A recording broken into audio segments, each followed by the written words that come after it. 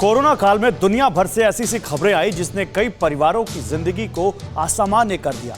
लेकिन इसी संक्रमण काल में एक खबर राहत देने वाली भी आई, जो गुजरात के अहमदाबाद से है। यहाँ एक शख्स ने कोरोना से इतनी लंबी जंग लड़ी जो अपने आप में एक रिकॉर्ड के रूप में दर्ज हो गई। और उम्मीद की किरण जगाने वाली बात यह है कि इस शख्स ने न सिर्फ कोरोना वायरस को हराया बल्कि पूरी तरह ठीक होकर 113 दिन बाद अस्पताल से डिस्चार्ज भी हो गया। रिपोर्ट में देखिए।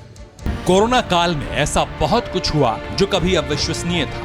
मरीजों से खचाखच भरे अस्पताल, शवों के साथ मरीजों का इलाज और सैकड़ों की संख्या में शवदाह गृह में शवों की कतार।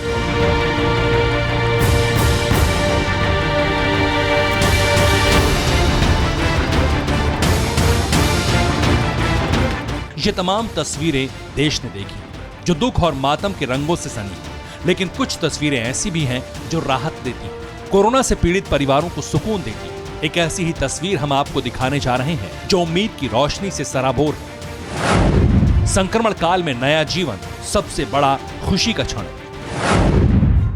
113 दिन महामारी से रण, जागी उम्मीद की किरण। विषाणु ने छोड़ दिया मैदान, बच गई योद्धा की जान। सबसे बड़ा कोरोना फाइटर, जिससे हारा कोरोना का डर।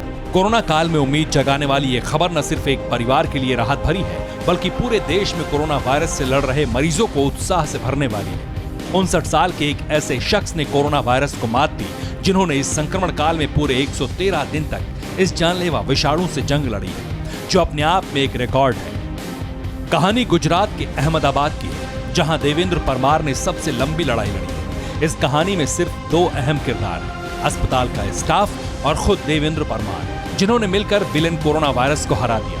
इस जंग की शुरुआत अगस्त महीने में हुई थी, लेकिन क्लाइमैक्स दिसंबर में हुआ।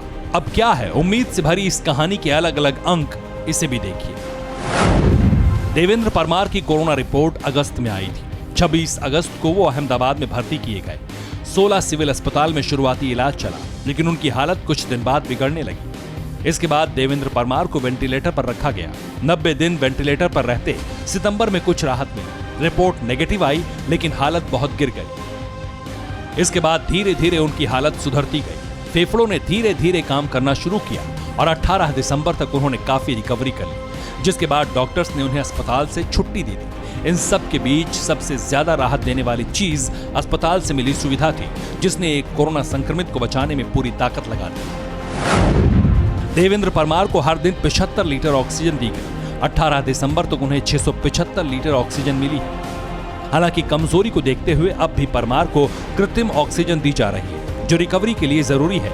लेकिन अब ना तो वो संक्रमित हैं, ना ही उन्हें किसी तरह का खतरा है। और उनकी यही स्थिति उनके केस को दिलचस्प बनाती है, न सिर्फ मेडिकल हिस्ट्री के क्षेत्र में बल्कि सियासी हलकों में भी। शायद ही पूरे देश में ऐसा कोई पेशेंट आया होगा कि जिसको 113 दिन ट्रीटमेंट देनी पड़े, जो 75 लीटर पर मिनट ऑक्सीजन जिसको देना पड़ता था।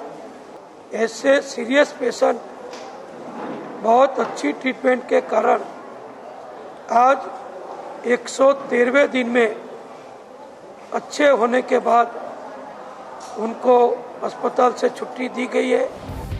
इस केस ने कोरोना वायरस से जूझ रहे गंभीर मरीजों में भी उम्मीद की एक किरण जगाई है। परमार ने इच्छा शक्ति को कोरोना के खिलाफ हथियार के तौर पर इस्तेमाल करने के लिए प्रेरित किया है और अहमदाबाद के 16 सिविल अस्पताल के डॉक्टर्स ने समर्पण और धैर्य की नजीर गढ़ दी है। Bureau report, TV9 Bharatvarsh. News top 9 रोज सुबह 7 बजे और शाम 7 बजे सिर्फ TV9 भारतवर्ष पर।